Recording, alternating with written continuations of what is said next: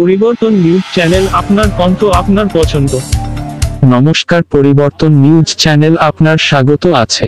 নতুন আপডেট জন্য চ্যানেলকে লাইক, সাবস্ক্রাইব ও কমেন্টস করুন। আজকে আপডেট আজ 3 দফায় লোকসভা নির্বাচন 2024 ভোটার কিং মেকার হিসেবে প্রস্তুত হতে চলেছে ভারতীয় রাষ্ট্রীয় ফরওয়ার্ড ব্লক শ্রমিক সংগঠন। পশ্চিমবঙ্গ 3 দফায় লোকসভা আসনে এক ভোটার কিং মেকার হিসেবে হতে চলেছে। 27 দাবিতে নিজেকে নেতাজি সুভাষচন্দ্র বসু অনুকরণকারী বলেন। মুদ্রা নেতাজি ছবি, দিল্লি ভবন, জাতীয় বিশ্ববিদ্যালয়, প্রত্যেক সেনা বাহিনীর অফিসে প্রথম আর্মি চিফ হিসেবে এবং প্রতিমা স্থাপিত করতে হবে। ভিক্টোরিয়া স্মারক নামে বদলে নেতাজি সুভাষচন্দ্র বসু করতে হবে। শিক্ষা, সুরক্ষা, আম জনতা, লোকতন্ত্র, কৃষি এবং কৃষক উন্নয়ন সহ 27 দাবিতে প্রেস বার্তা করলেন এসপিটিওয়ারি সভাপতি বিআরএফবি স্বপন তারাফদার, মহাসচিব সহ অন্য প্রতিনিধিরা। রাজনৈতিক দল বা যে রাজনৈতিক প্রার্থীরা অঙ্গীকার করবেন, আমাদের সমর্থকরা, আমাদের মেম্বাররা তাদের পক্ষে প্রচার করবেন এবং তাদেরকে পক্ষে ভোট করবেন। 24টা লোকসভা নির্বাচন আরও বাকি আছে, 18টা ইতিমধ্যে। এই যে 24টা নির্বাচন বাকি আছে লোকসভা, এই 24টা যে বিভিন্ন এলাকা, এই এলাকায় আমাদের সদস্যরা আছেন, আমাদের সংগঠন আছে এবং আমরা প্রায় আমাদের যা মেম্বারশিপ 3 লক্ষ মেম্বারশিপের কাছাকাছি আমাদের মেম্বারশিপ এই অঞ্চলে আছে। যদি 4 করে এক একটা পরিবার কাউন্ট করি, তাহলে 12 লক্ষ লোককে আমরা আমাদের রাজনীতির মধ্যে দিয়ে, আমাদের আদর্শের মধ্যে দিয়ে আমরা প্রভাবিত করছি। 12 লক্ষ লোক কোন দিকে যাবে, তাকে সমর্থন করবে, প্রচারে কোথায় থাকবে ইত্যাদি, এই সমস্ত বিষয়টা নির্ভর করবে যে রাজধানী দিল্লিতে নেতাজি নামে একটা গবেষণা কেন্দ্র এবং একটা জাতীয় বিশ্ববিদ্যালয় করতে হবে। নেতাজি সুভাষচন্দ্র বসু ছবি ইন্ডিয়ান কারেন্সিতে দিতে হবে। যত আমাদের সৈন্যবাহিনীর আড্ডা আছে, সেই সৈন্যবাহিনী ধরুন ডিফেন্স ব্যারাক্স, সব জায়গায় নেতাজির ছবি পোস্ট করতে হবে। আপনারা ইতিমধ্যে হয়তো জানেন যে 1952 সালে তৎকালীন প্রধানমন্ত্রী নেহরুজির অর্ডারে নেতাজির ছবি দেওয়া বারণ করে দেওয়া হয়েছিল। সেই অর্ডারটাকে উইথড্র করতে হবে। 4 নম্বর হচ্ছে কলকাতার ভিক্টোরিয়া মেমোরিয়ালকে নেতাজি সুভাষ স্মৃতি ভবন নামে পুনর্নামকরণ করতে হবে।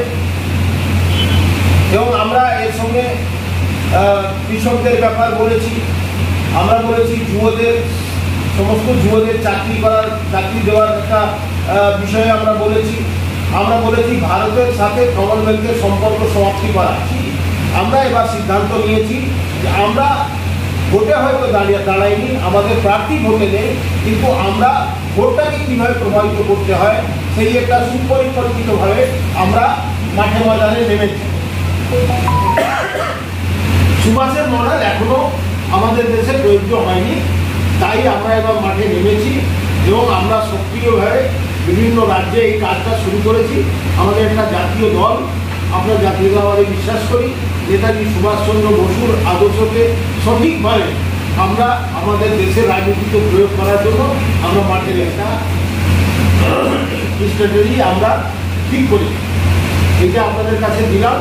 এবার আপনাদের কাছে যদি কোনো আমরা প্রচার করার জন্য আমাদের কর্মীদের বলবো আর আমাদের সমর্থকদের তারা বামপন্থী হতে পারে। আমরা এই 27টা আমাদের পয়েন্ট যদি বিজেপি বলে যে আমরা অঙ্গীকার করলাম, সেটা তাহলে বিজেপিকেও কোনো পয়েন্টই পারে নির্দল দল সবাইকে আপনার প্রেসকে দেখে বলার মানেই হচ্ছে যে আপনাদের মাধ্যমে এই এজেন্ডাটা মানুষের কাছে যান, সে দল হোক আর নির্দল হোক। যারা এই এজেন্ডাটাকে মানবে, আমাদের কমিটি বসে সিদ্ধান্ত করবে, তারা যদি আমাদের কাছে আসে অ্যাপ্রোচ করে যে আমাদের সমর্থন করুন, আমরা বসে আলোচনা করি। They are member of the Commonwealth and they are paying 100 crore rupees fees every year to Commonwealth. এবং আপনাদের জানানোর জন্য বলি, কমনওয়েলথে ব্রিটিশ, আপনি একটা ব্রিটেনে যান, আপনি ভিসা পাসপোর্ট ছাড়া যেতে পারবেন।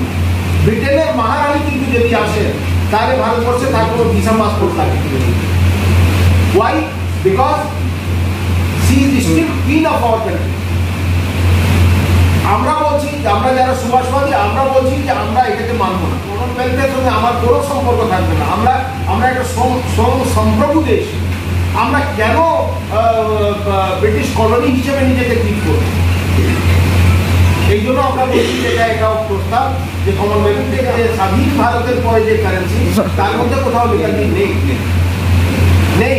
আমরা ওটাই ডিমান্ড করছি যে আজাদ হিন্দ সরকারের তো নেতাজি ছিলই, কারেন্সি ছিলই, ওটা তো প্রমিসারি নোটও জারি হয়েছিল।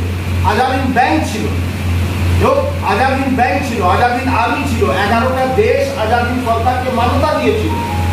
তাহলে আজকে আমাদের নেতাজিকে দেশের প্রথম প্রধানমন্ত্রী হিসেবে কেন মানা হবে? কেন ওই সরকারকে মান্যতা, 11টা দেশ তো মান্যতা দিয়েছিল, তাকে কেন প্রথম প্রধানমন্ত্রী মানা হবে না? কেন নেহরুজিকে সেকেন্ড প্রাইম মিনিস্টার বলা হবে না? ইট ওয়াজ এ ফুল গভর্নমেন্ট। এটা তো এমন না যে শুধু একটা প্রাইম মিনিস্টার হয়ে গেল, রাষ্ট্রপতি হয়ে গেল, তাই তো না। ব্যাংক ছিল, আর্মি ছিল, আমার ইন্টেলিজেন্স ছিল, সবই ছিল। আর সেই সময়কার আজাদ হিন্দ ব্যাংকের যে টাকা, সেই টাকা কোথায় গেল সেটাও তো একটা বিচারের প্রশ্ন আছে।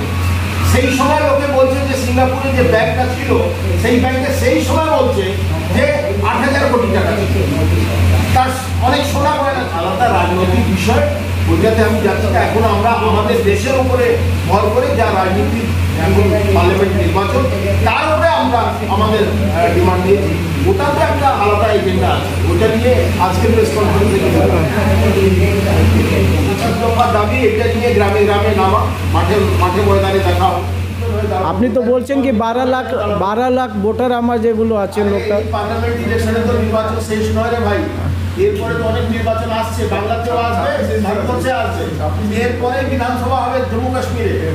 প্রথম আমরা শুরুই করবো জম্মু কাশ্মীর, যেটা সবচেয়ে কন্ট্রাডিক্টরি জায়গা। এই জম্মু কাশ্মীর দিয়ে শুরু করবো। আমাদের কমিটিতে আছে, সম্পাদক কমিটিতে আছে, সদস্য কমিটিতে রাজ্য